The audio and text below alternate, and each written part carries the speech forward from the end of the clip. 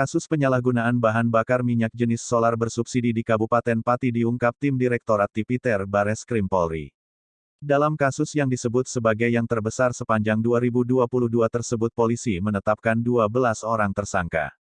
Hal tersebut diungkapkan oleh Kabareskrim Polri Komjen Pol Agus Andrianto saat memimpin konferensi pers ungkap kasus di TKP Gudang PT Aldi Perkasa Energi di Jalan Juwana Pucakwangi, Kecamatan Jakenan, Kabupaten Pati pada Selasa, tanggal 24 Mei tahun 2022 siang.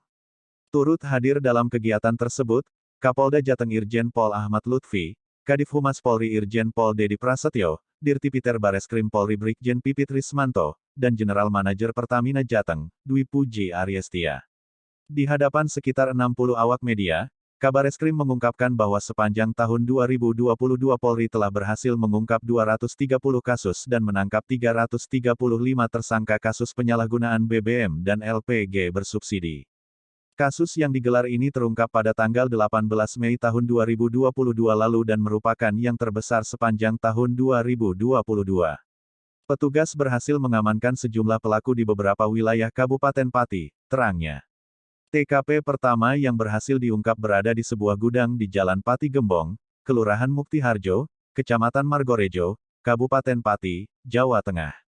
Selanjutnya dari hasil pengembangan terungkap TKP kedua yang berada di gudang di Jalan Juwana Pucakwangi, Desa Dukuh Mulyo, Kecamatan Jakenan, Kabupaten Pati, Jawa Tengah. Petugas selanjutnya juga mengamankan rombongan mobil heli pengangkut BBM yang modifikasi, yang ditangkap TKP ketiga di Jalan Juwana Pucakwangi Desa Dukuh Mulyo, Kecamatan Jakenan. Masing-masing dari 12 tersangka yang ditangkap, memiliki peran spesifik mulai dari pemilik modal sampai dengan pengangkut BBM jenis solar bersubsidi tersebut.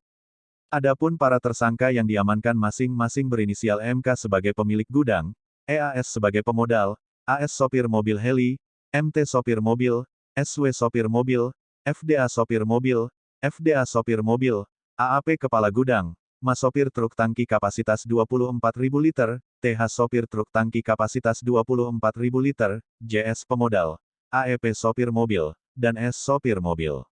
Modus para pelaku yakni dengan cara menampung BBM jenis solar bersubsidi di gudang tempat penyimpanan yang diperoleh dari sejumlah SPBU. Mereka mengangkut solar menggunakan kendaraan yang sudah dimodifikasi kemudian dikirim, ungkapnya.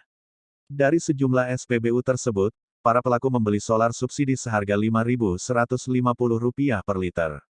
Solar tersebut kemudian dijual ke pemilik gudang seharga Rp7.000 per liternya. Oleh para pemilik gudang, BBM solar subsidi yang telah dibeli tersebut kemudian diangkut menggunakan mobil truk tangki kapasitas Rp24.000 liter dan Rp16.000 liter dan dijual ke kapal-kapal nelayan senilai Rp10.000 hingga Rp11.000 per liternya. Kami juga telah mengamankan kapal tanker bernama Permata Nusantara di Pelabuhan Tanjung Priok yang memuat 499.000 liter solar diduga hasil dari proses penyalahgunaan BBM bersubsidi yang dilakukan para tersangka, tuturnya. Tindak pidana tersebut dilakukan para tersangka sejak tahun 2021 hingga sekarang. Diperkirakan omset yang diraup dari kejahatannya mencapai Rp4 miliar. Ini, penindakan penyalahgunaan BBM subsidi, merupakan upaya yang terus-menerus kita lakukan guna melindungi masyarakat dari perbuatan oknum yang menyalahgunakan BBM bersubsidi, pungkasnya. Sementara Kapolda Jateng Irjen Pol Ahmad Lutfi mengungkapkan, pihaknya terus-menerus berkoordinasi dengan Pertamina untuk melakukan monitoring distribusi hingga penjualan BBM di pasaran.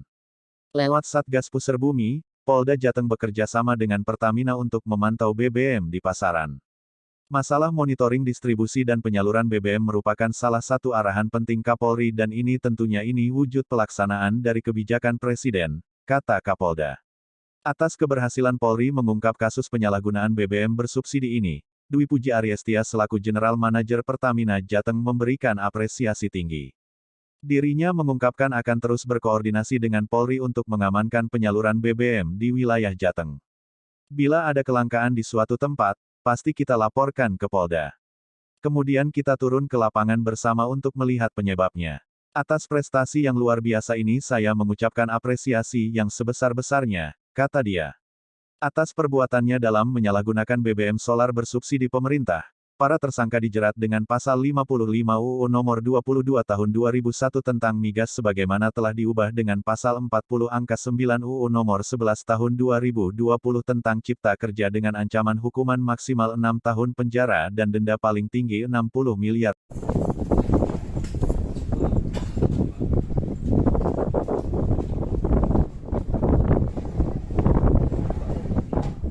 Berapa tuh, Mas?